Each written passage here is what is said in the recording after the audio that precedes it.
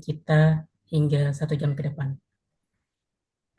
Baik, berhubung karena di tengah bulan suci Ramadan juga bagi Bapak Ibu yang sedang menjalankan ibadah puasa, semoga tetap semangat dan juga diberikan kelancaran hingga waktu berbuka nanti, dan mudah-mudahan sesi diskusi sore ini juga bisa menjadi teman menunggu yang pas untuk berbuka Bapak dan Ibu sekalian.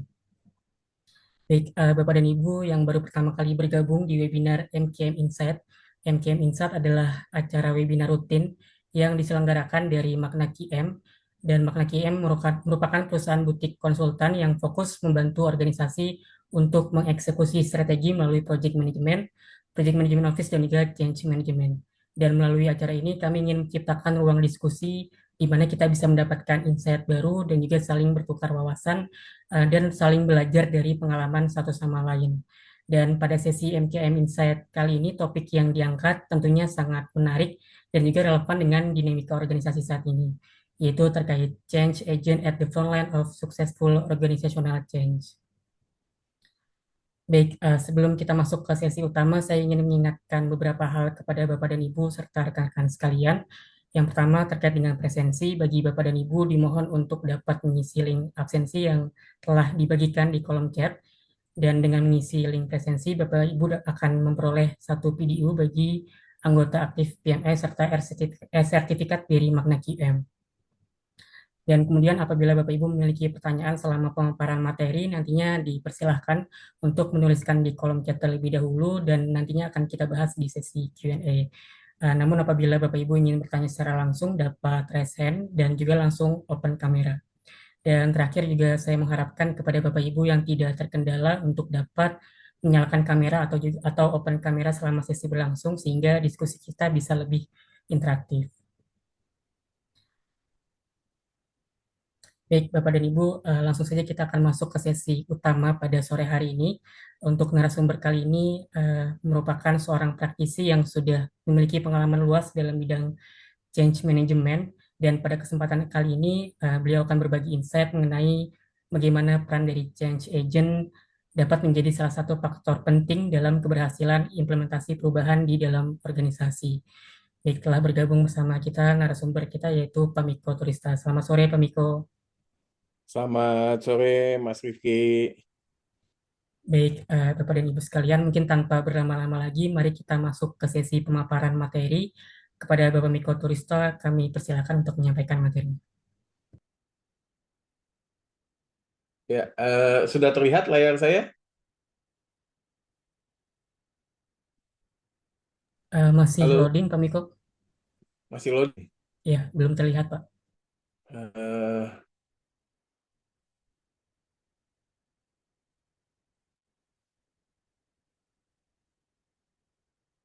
Bentar.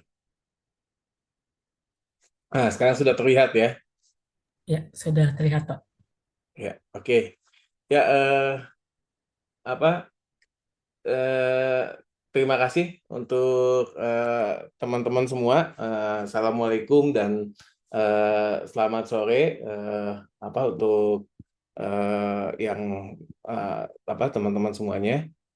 Semoga di hari ini teman-teman sehat ya, walaupun kita menjelang buka, mudah-mudahan kita bisa mendapatkan manfaat yang baik dari diskusi kita sore ini.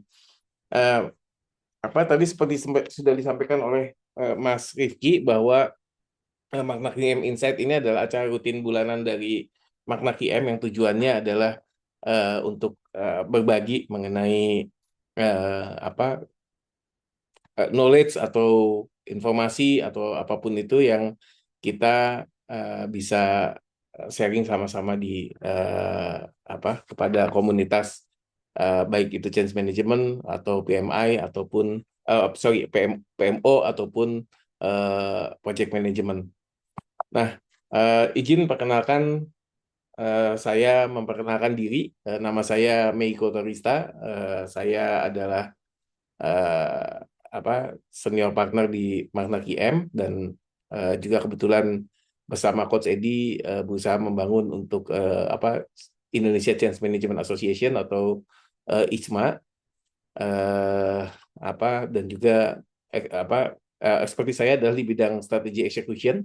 Strategi execution ini yang Mata QM memaksudkannya adalah PMO, Project Management, dan juga Change Management. Nah, sedikit perkenalan mengenai Magna QM. Magna QM itu adalah sebuah perusahaan consulting, boutique consulting yang fokusnya di strategi execution, dan sudah merupakan eh, ATP atau Authorized Training Partner dari PMI, juga Qualified Education Provider atau QEP dari ACMP atau Asosiasi Change Management Profesional. Juga kami juga menjadi accredited consulting partner dari PeopleSearch, dan ini adalah beberapa organisasi yang kita eh, cukup intens untuk bekerja sama, dan plus masih banyak lagi yang lainnya. Oke, eh kita saya ingin kita melihat realitas dari change management. Kalau kita organization change ini, kalau kita bayangkan bahwa sebuah organisasi itu eh, launching sebuah transformasi ataupun ada perubahan apapun itu gitu ya, baik itu perubahan dari sistem yang baru, ada proses yang baru, atau eh, new ways of working gitu.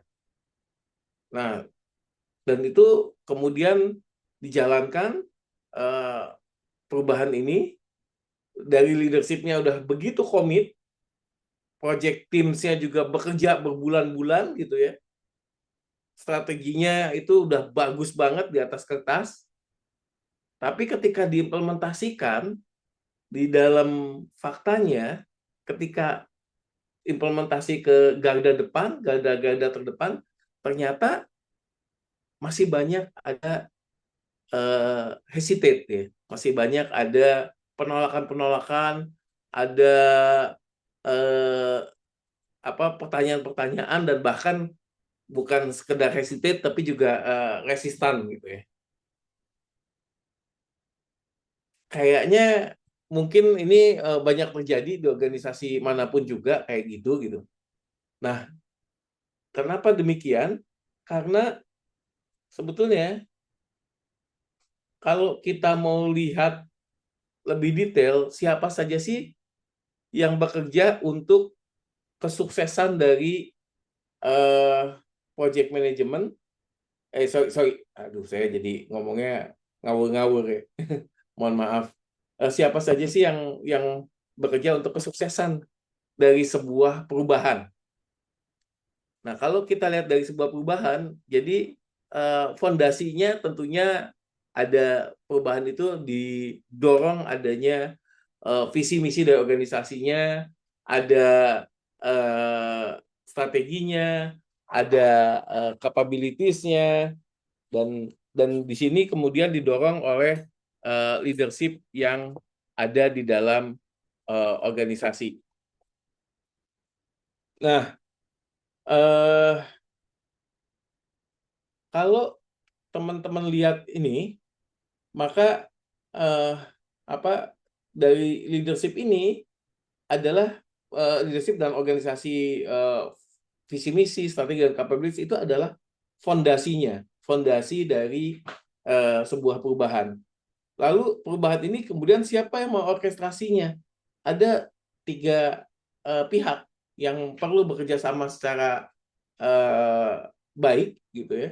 Ya, kami lihat ini ada dari project manajemennya, dari sponsornya, dan juga dari change manajemennya. Tapi apakah mereka bertiga ini bisa bekerja sendiri untuk mengubah sebuah organisasi dengan perubahan yang sangat besar, atau perubahan-perubahan yang mungkin juga perubahannya tidak terlalu besar? Sebetulnya mereka tidak bisa bekerja secara langsung. Tetapi eh, ada dibutuhkan change agent yang membantu kesuksesan dari perubahan yang sudah didesain oleh organisasi. Nah, kalau kita lihat ini semualah bekerja sama dengan baik, baru bisa menghasilkan kesuksesan sebuah perubahan. Tanpa ada kerjasama yang baik di antara sini, semua orkestrasinya, maka ini akan apa perubahan yang di dalam organisasi itu akan bisa jadi kurang sukses, tidak bisa mencapai kesuksesan yang diharapkan sebelumnya ketika change-nya itu dibentuk. Change management atau change manager di sini biasanya tugasnya adalah orkestrasi ya, tetapi bahwa perubahan-perubahan yang ada di dalam frontline itu sebetulnya dilakukan oleh change agent, bukan oleh change manager secara langsung.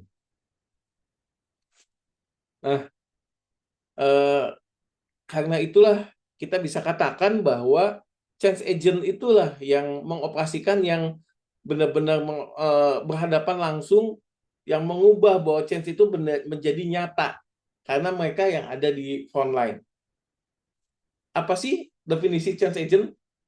Nah, kami eh, mendefinisikan change agent itu sebagai dari a trusted individuals who help influence, support, and accelerate the adoption of change who has proximity with impacted group. Jadi ada dua syarat dari change agent. Yang pertama dia trusted. Yang kedua dia punya proximity dengan, artinya punya kedekatan dengan impacted group. Kedekatan ini bisa jadi kedekatan secara fisik, kedekatan secara kegiatan, atau kedekatan secara misalkan mental ya, artinya emosional dan lain sebagainya. Itu change agent bisa seperti itu. Dan tugasnya adalah membantu untuk menginfluence, mensupport, dan mengaccelerate adoption. Jadi ada syaratnya dan ada tugasnya. Tanpa adanya change agent, change manager pun akan sulit untuk mengubah organisasi sesuai dengan harapan yang sudah dibentuk.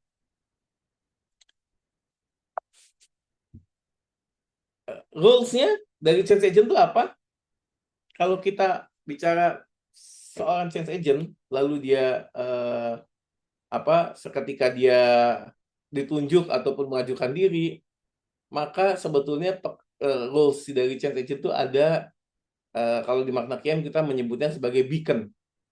Beacon itu dari B-nya itu adalah bridge, karena dia membridge antara change management team dan juga impacted group-nya, seperti apa gitu yang harus dilakukan, dia sebagai bridging-nya. Karena dia mungkin perlu melaporkan juga ke dalam ke change core change team gitu kan. Dan juga dia mungkin punya atasan langsung di sana gitu, dia perlu bridging semuanya gitu kan.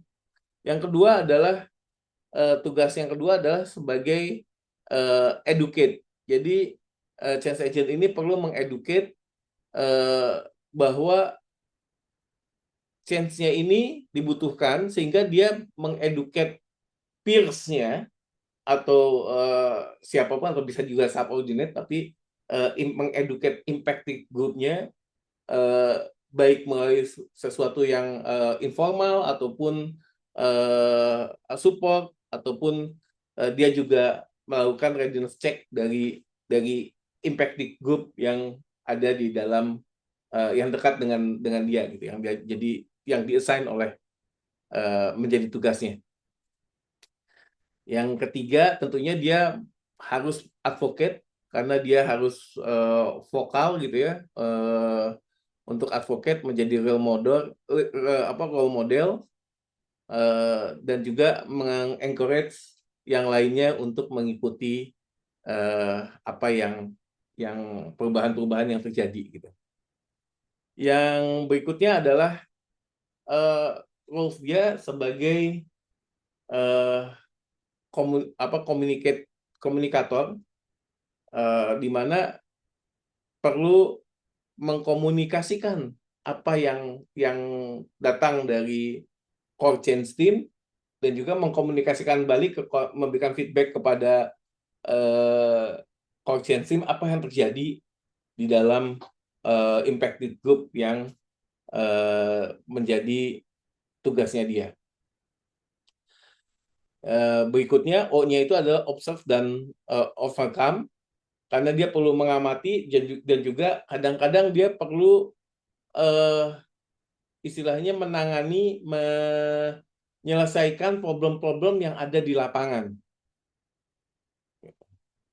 Dan nurture-nya jadi dia perlu motivate, celebrate small wins, dan menjaga energi untuk change-nya ini terus hidup gitu ya. Jadi kami menyingkatnya menjadi beacon atau sinyal gitu ya kalau bahasa Indonesia. Tapi tentunya ini tidak bisa diterjemahkan karena merupakan singkatan.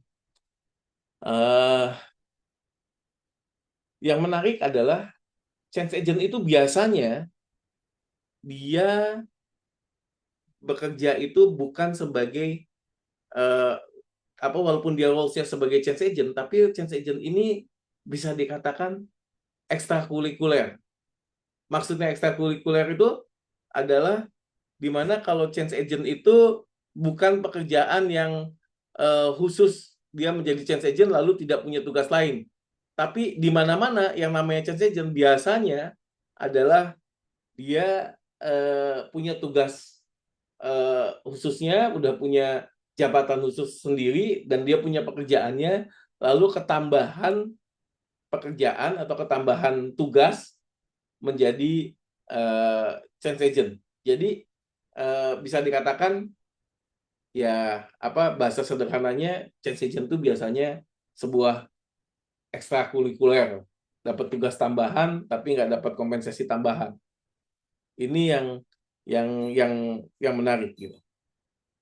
Padahal di dalam sebuah kesuksesan dari sebuah perubahan, change agent ini bisa dikatakan menjadi ujung tombak dari kesuksesan perubahan. Oke, journey seorang change agent kalau ditunjuk ataupun mengajukan diri dan kemudian diterima menjadi change agent, dia biasanya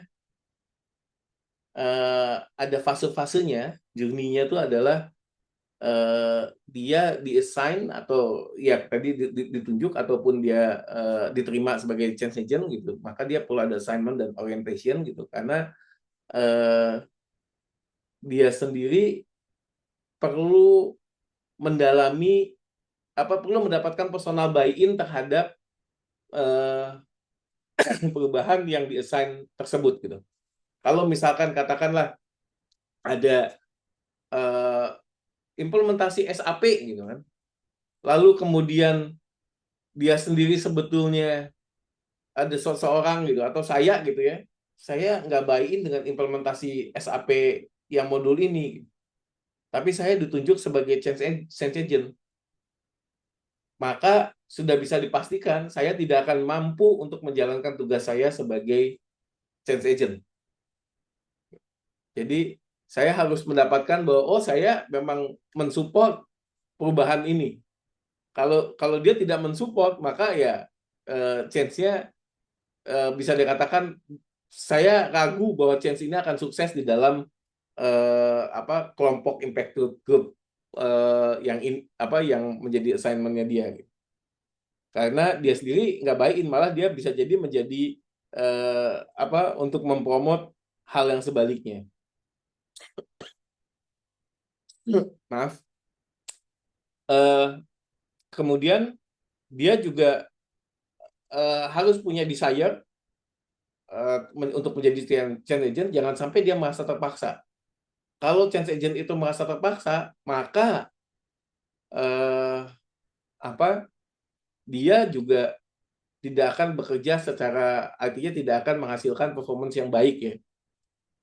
Oleh karena itu, change manager tentunya harus memberikan motivasi apa sih untungnya menjadi change manager. Dan karena change manager akan bertanya juga, kenapa sih gue yang ditunjuk gitu? Kenapa bukan teman sebelah gue gitu? Setelah dia mendapat ini semua, dapat bahwa dia sudah buy in dengan change-nya dan dia sudah buy in bahwa oke, gue jadi change agent nggak apa-apa deh, gue jalanin. Dia baru bisa akan melakukan tugas-tugas sesungguhnya sebagai change agent. Yaitu yang pertama dia akan melakukan assessment dan planningnya apa yang dia harus lakukan. Dia mapping stakeholders-nya, lalu dia memvalidate bahwa change-nya ini di dalam timnya bagaimana kira-kira, apakah impact-nya bagaimana dan apakah mereka buy in dengan change ini dan lain-lain gitu. Dan kemudian dia mengeksekusi apa rencana-rencana dia dengan cara mengkomunikasikan secara informal. Lebih banyaknya biasanya ke change agent itu akan melakukannya secara informal karena komunikasi formal itu akan datang dari leadersnya, uh, apa dan juga uh, dia harus melakukan resistance management gitu ya, menangani resistensi yang ada, menjadi role model. Bahkan bisa jadi dia harus mensupport training dan juga di ability, artinya kalau sudah go live dia harus terus support gitu. Oleh karena itu dia juga harus strengthen dunia selanjutnya, itu strengthen dengan merayakan kemenangan-kemenangan kecil yang terjadi, dan juga dia bila bila dibutuhkan dia akan melaporkan status dari adopsi perubahan-perubahan yang ada di dalam impact group yang dia tangani. Terus kemudian yang terakhir adalah ketika change-nya dianggap sudah sukses, maka project change-nya itu biasanya di close. Nah, ini change agent juga tugas sebetulnya selesai, dia transfer ownership-nya dan mendapatkan, atau dia perlu merefleksikan resonan apa yang dia dapat dari sana, yang ada hal resonan untuk pribadi dan juga ada hal resonan yang terhadap apa cara change-nya, pendekatan proses-proses dari change-nya yang bisa mungkin dilaporkan kepada core change team atau kepada change manajernya.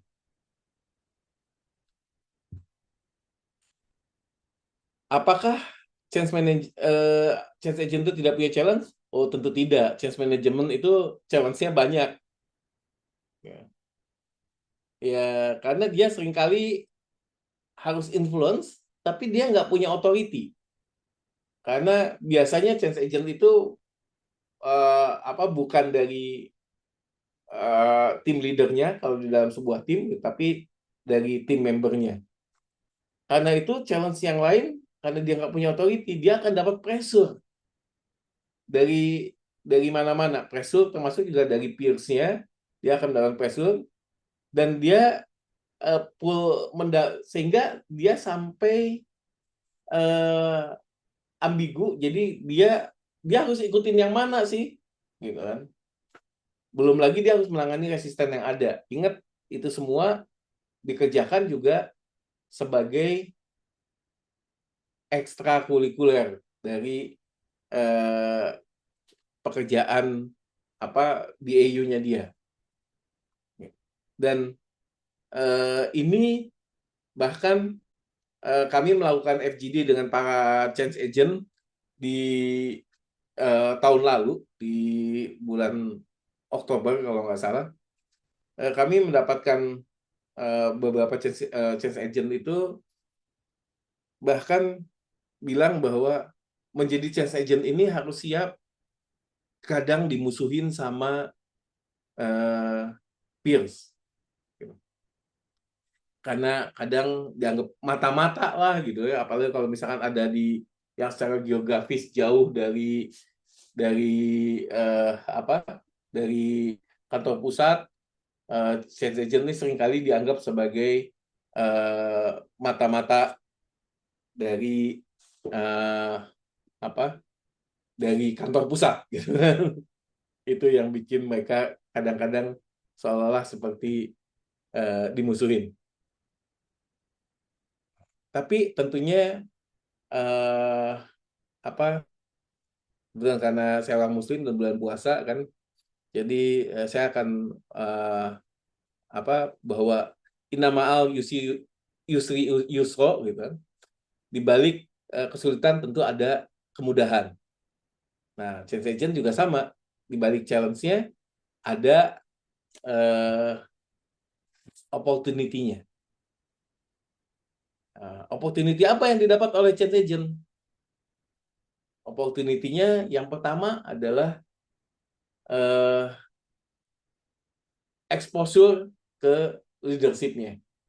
Jadi seorang change agent ini akan mendapatkan exposure yang tinggi dilihat oleh leadership. Karena bagaimanapun juga kalau dia aktif sebagai change agent dan bekerja sangat bagus, itu akan langsung akan sering terlihat keaktifan tersebut gitu. Karena dia sehingga dia bisa dapat exposure ke leadership. Yang kedua adalah dia mendapatkan visibility yang baik terhadap strategik lebih tinggi gitu, karena dia tahu pekerjaannya bukan hanya sekedar pekerjaan rutin, tapi dia punya something yang lebih strategik, visionnya bagaimana, company arahnya kemana, itu biasanya change agent-nya akan dapat duluan gitu. Dan yang paling penting di dalam untuk karir selanjutnya, sebetulnya menjadi change agent ini adalah sebagai leadership development. Bahkan eh, kayak di beberapa company, saya sebutkan aja contohnya kayak di kok mendadak hilang namanya, perusahaan minyaknya Malaysia apa namanya,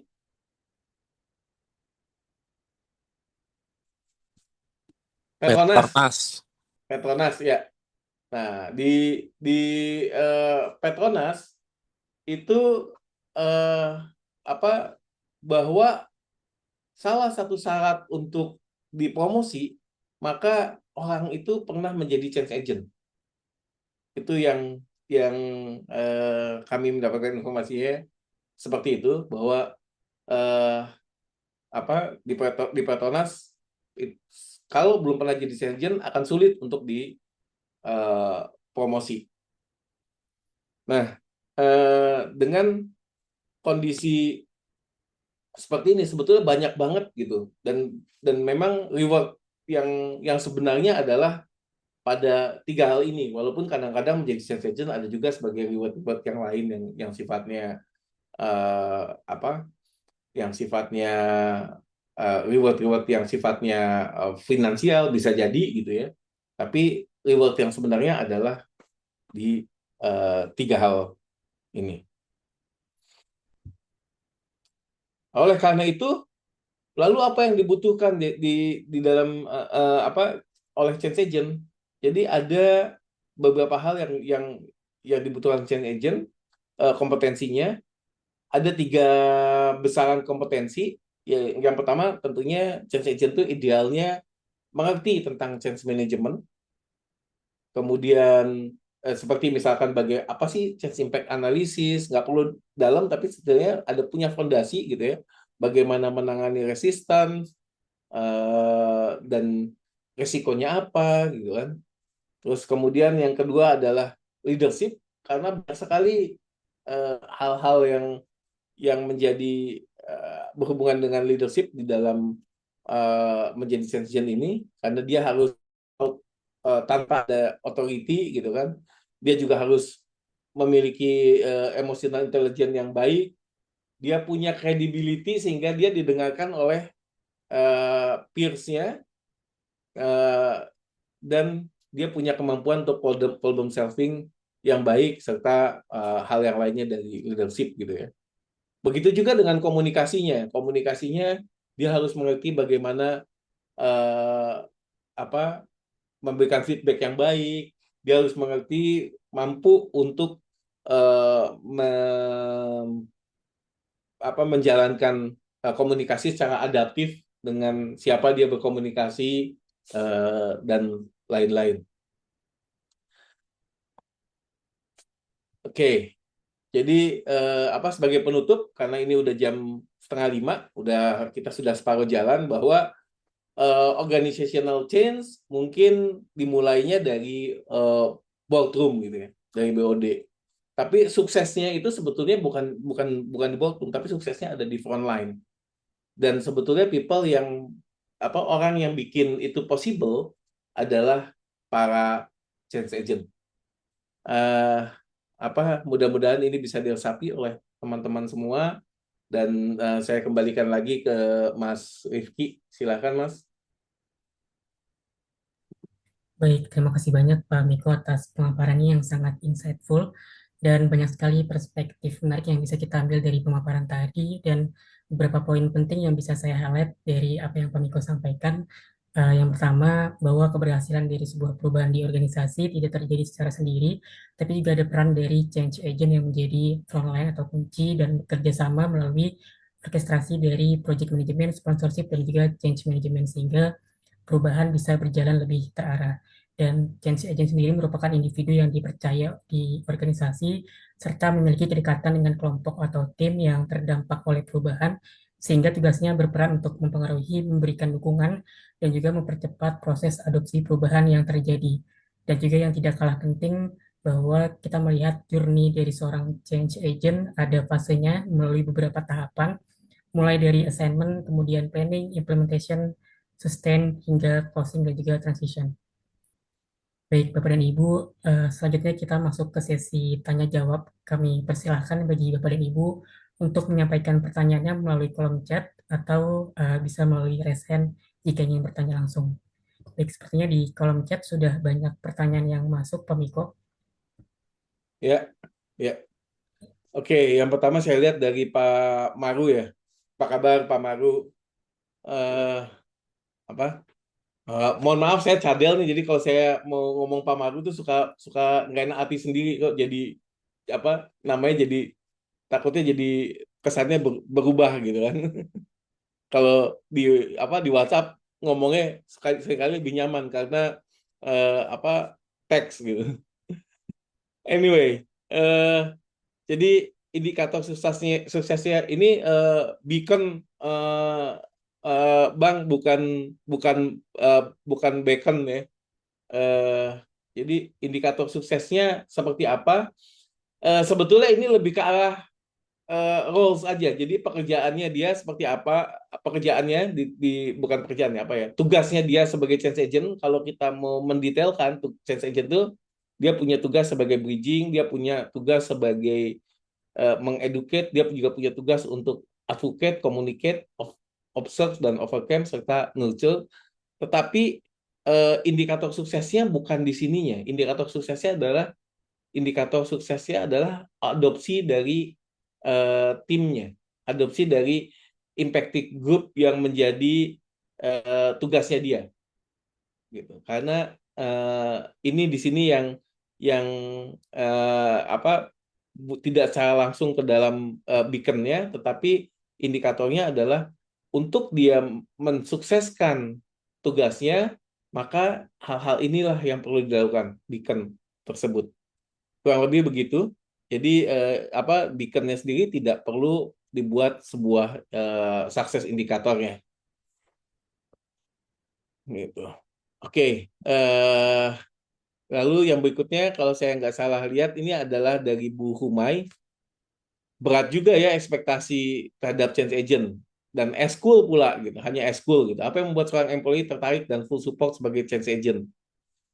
Apa yang bisa change manager tawarkan kepada change agent di in return?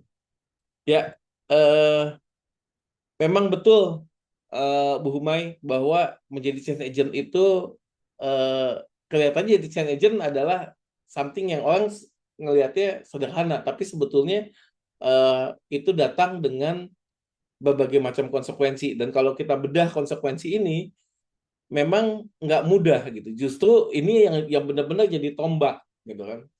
Sama kalau misalkan kalau kita di operation tuh ada customer service gitu ya, bahwa eh, customer service itu kan adanya di bawah, tapi kesuksesan apa salah satu yang bisa membuat orang itu puas adalah dengan perusahaan, kalau misalkan di perusahaan yang sifatnya retail, adalah ketika dia menemukan masalah, masalahnya selesai dengan customer service yang baik. Kita bisa ambil contoh BCA gitu, menjadi bank yang segitu besar itu karena dia punya customer service yang baik, baik secara online ataupun yang offline-nya. Nah, ini eh, yang menjadi ujung tombaknya. Kalau di dalam BCA ujung tombaknya adalah customer service gitu ya. Kalau di dalam perubahan apapun juga yang jadi ujung tombaknya adalah eh, change agent.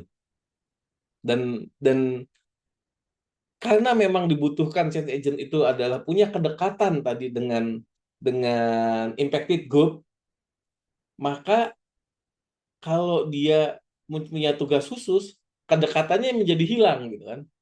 Ini memang menjadi dilema, sehingga biasanya change agent itu eh, apa harus biasanya adalah eskul gitu ya.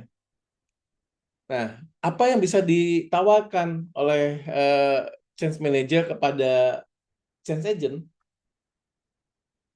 yang menurut saya adalah membuat what it is uh, for change agent itu banyak dikemukakan, banyak dikomunikasikan.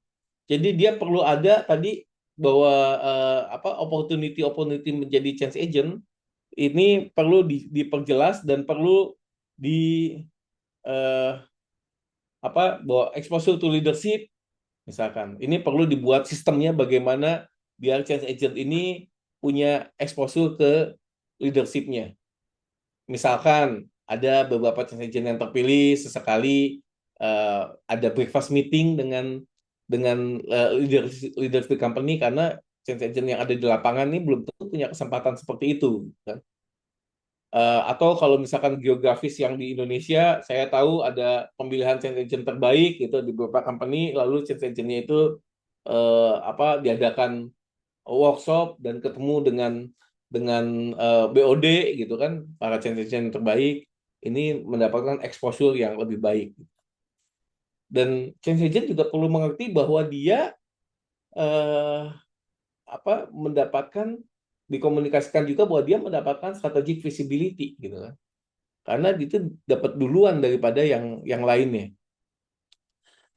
Yang berikutnya adalah change agent juga perlu disadarkan bahwa ini adalah bagian dari leadership development-nya. Karena tanpa adanya hal seperti ini, maka dia mungkin juga kurang tereksposur dengan baik ya.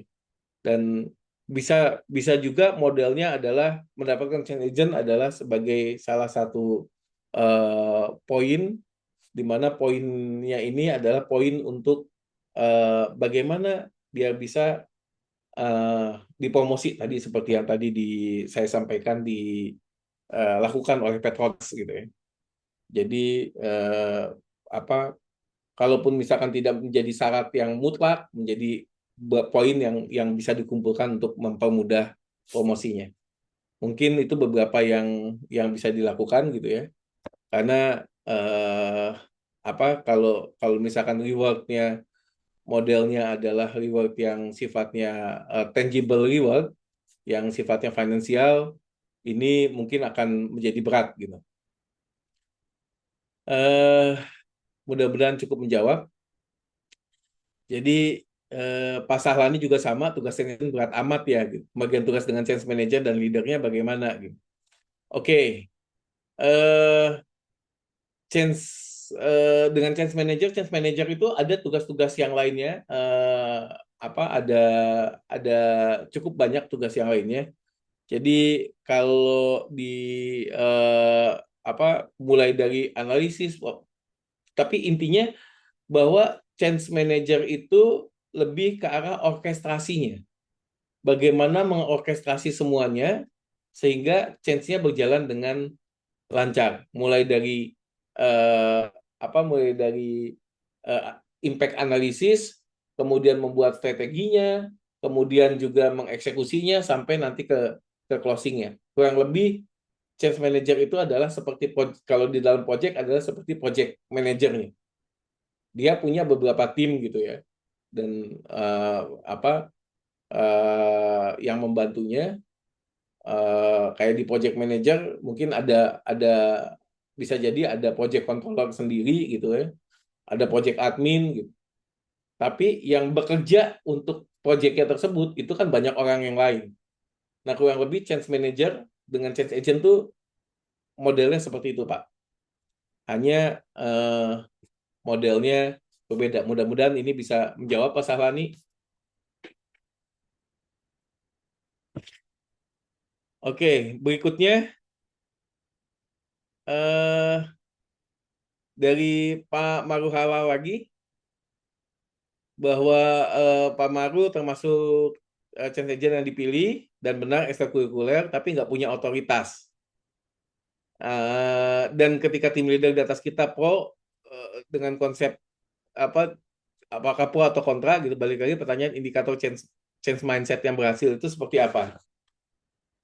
Nah, indikator change mindset berhasil itu seperti apa, seharusnya ini sudah ditentukan indikatornya itu oleh change manajernya, karena eh, apa yang menjadi perubahannya tentunya kan akan berbeda ya, antara satu organisasi dengan organisasi lain dan satu perubahan dengan perubahan lain.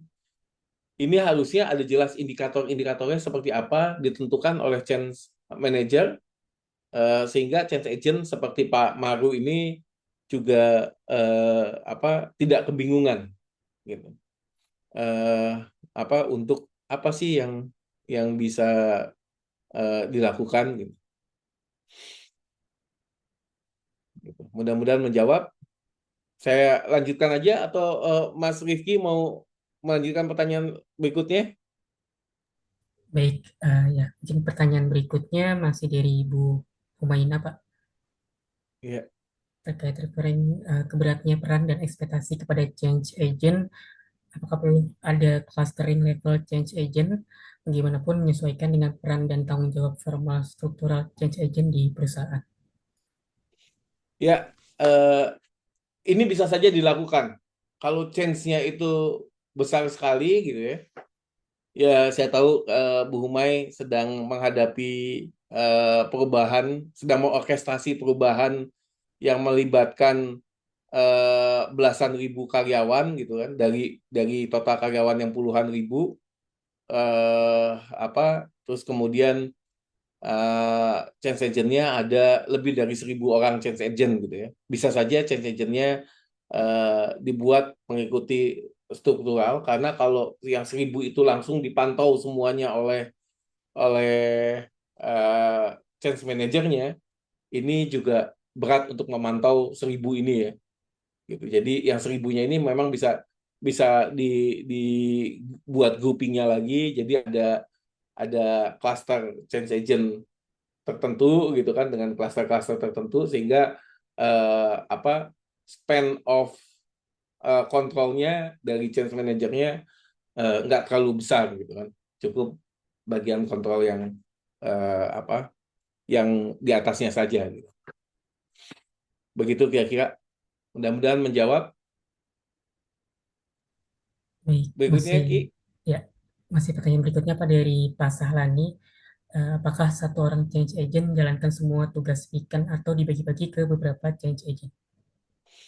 Ya, basically semua change agent, setiap satu orang change agent menjalankan beacon, Pak. Menjalankan ini kan roles ya, dan roles ini artinya yang dia jalankan, peran-peran yang dia jalankan, apa, tidak harus menjalankan semua, tetapi melihat kondisi yang ada, bahwa tugas apa, dia kadang sebagai beacon, kadang sebagai kadang sebagai bridging, kadang sebagai eh, apa, nurture, kadang educate, kadang advocate, kadang communicate. Ya, saya lihat mungkin Coach Edi mau menambahkan, silahkan Coach. Ya, terima kasih, Coach Michael. Selamat sore, Bapak-Bapak, Ibu-Ibu. Saya off kamera karena lagi di mobil nih.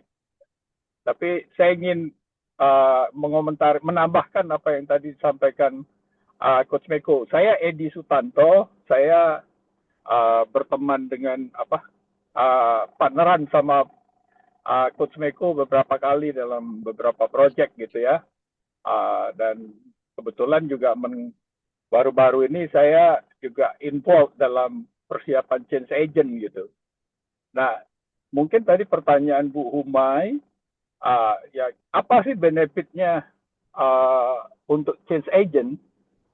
Ini memang change agent itu kalau yang saya lihat gitu adalah mereka dipersiapkan, tapi sebenarnya paket yang mereka disiapkan untuk sebagai change agent, tapi biasanya persiapannya itu isinya itu adalah technical yang harus mereka lakukan.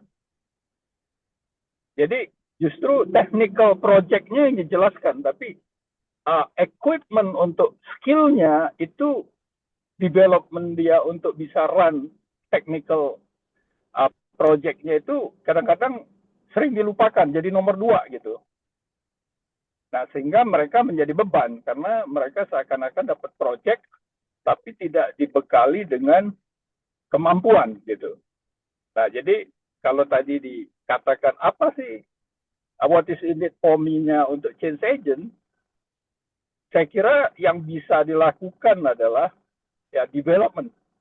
Jadi mereka mendapat development. Mereka tidak hanya mendapat tugas, tapi juga development. Nah, skill-skill itu yang penting bagi mereka adalah yang mereka akan bawa untuk ya development leadership mereka ke depan gitu. Mungkin itu tambahan dari saya, Pak Miko. Ya, terima kasih Coach Cukup Edi. jelas? Ya. Terima kasih. Ya. Baik, terima kasih Pak Edi dan juga Pak Miko. Melanjutkan pertanyaan berikutnya di kolom chat dari Pak Zulfirman yang bertanya terkait segitiga kompetensi, manakah yang paling sulit dibangun secara organik jika seorang change agent tidak memiliki jabatan formal, dan bagaimana cara menyiasatinya?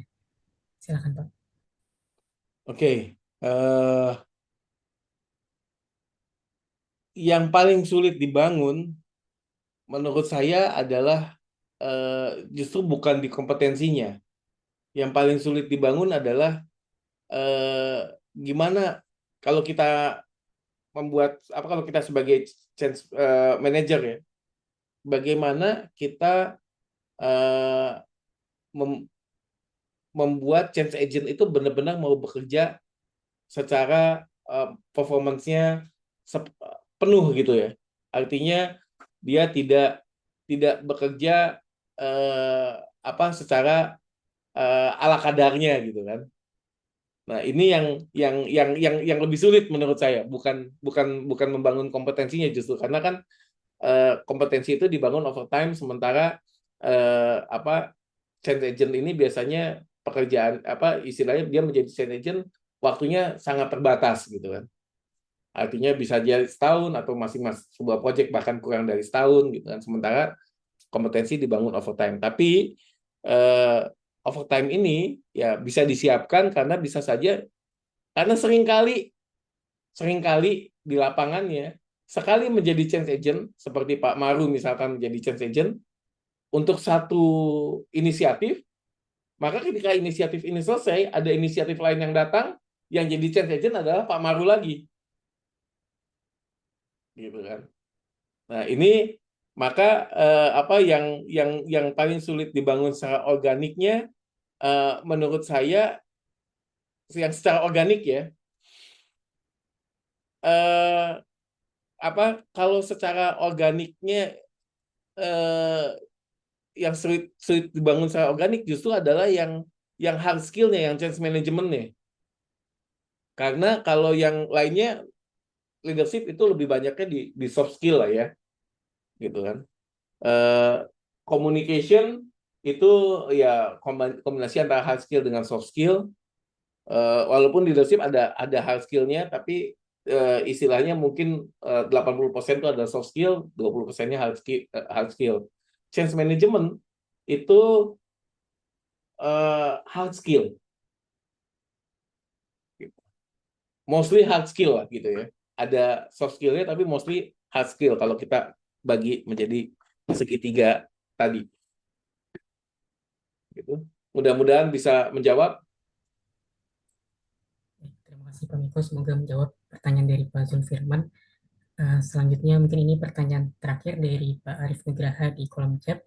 Dari Pak Arif Nugraha sebagai PM di IT konsultan yang sering implement new system atau produk ke klien, dan seringnya klien menganggap kalau sebagai vendor yang sepenuhnya jadi change agent dan memastikan user mau pakai sistemnya. Padahal kami adalah external party yang nggak gitu punya power atau wewenang kultural di company mereka, dan gimana cara untuk bisa mengeduket klien sejak awal proyek bahwa change management dan penunjukan change agent internal adalah responsibility mereka, bukan sepenuhnya dari vendor. Dipersilakan Pak Miko. Oke, ya ini saya sepakat banget bahwa ada hal yang bagus yang kita harus garis bawahi di sini, bahwa change itu dimulai dari awal proyek, bukan ketika mau live gitu. Ini kan IT bukan ketika softwarenya mau live gitu kan. Tapi dari awal sudah harus dipikirkan change-nya gitu. Ini ada satu hal yang baik gitu ya. Nah, ketika dari awal proyek seperti ini, menurut saya adalah dibuat racinya, dibuat racinya, mana yang menjadi responsibility atau accountability dari vendor, mana yang menjadi responsibility atau matriksnya responsibility-nya ada di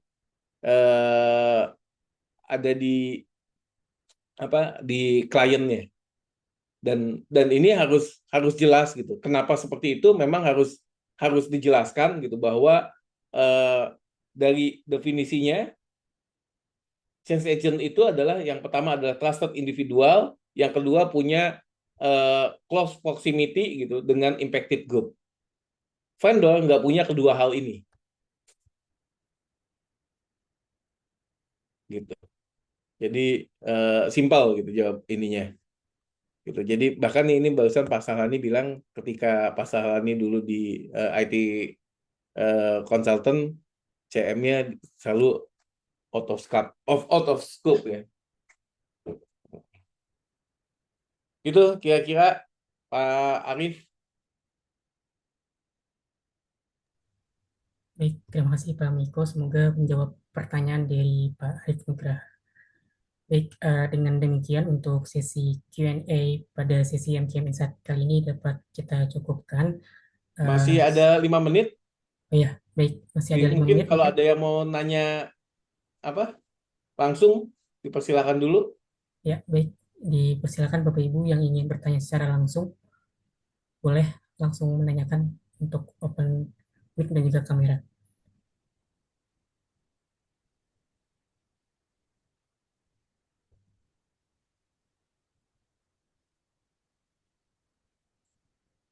Oh, nggak ada kelihatannya. Baik, kalau sudah tidak ada, mungkin bisa kita cukupkan untuk sesi Q&A kali ini. Sekali lagi terima kasih banyak kepada Pak Miko atas sharing dan juga insight yang bermanfaat pada sore hari ini. Saya juga izin mengingatkan kembali untuk Bapak Ibu dapat mengisi presensi yang telah tersedia di kolom chat. Dan Bapak Ibu sekalian, sebagai bentuk komitmen kami sebagai Qualified Education Provider dari SMP serta Authorized Training Partner dari PMI, Magna QM dalam waktu dekat juga akan menyelenggarakan pelatihan persiapan ujian CCNP dan juga PMP yang direncanakan akan berlangsung pada bulan April mendatang. Bagi Bapak Ibu yang berminat untuk mengambil sertifikasi tersebut, mungkin nanti dapat memantau informasinya melalui kanal media sosial kami di LinkedIn maupun media daring lainnya. Baik, Bapak Ibu, tidak terasa karena kita sudah di penghujung sesi MKM Insight edisi ke-13 di sore hari ini. Sekali lagi terima kasih banyak kepada Pak Miko dan juga Bapak Ibu atas partisipasi dan juga antusiasmenya, dan semoga diskusi hari ini dapat bermanfaat bagi organisasi Bapak Ibu sekalian. Saya selaku moderator pamit undur diri. Terima kasih. Sampai jumpa di MKM Insight berikutnya. Ya, terima kasih rekan-rekan semuanya. Semoga yang disampaikan bermanfaat dan mohon maaf kalau ada kesalahan. Dan selamat berbuka puasa 1 jam lagi.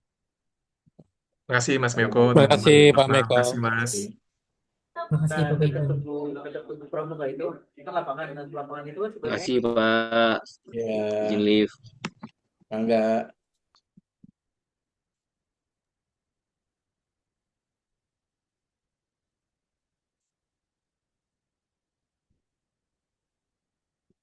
Recordnya bisa dimatikan.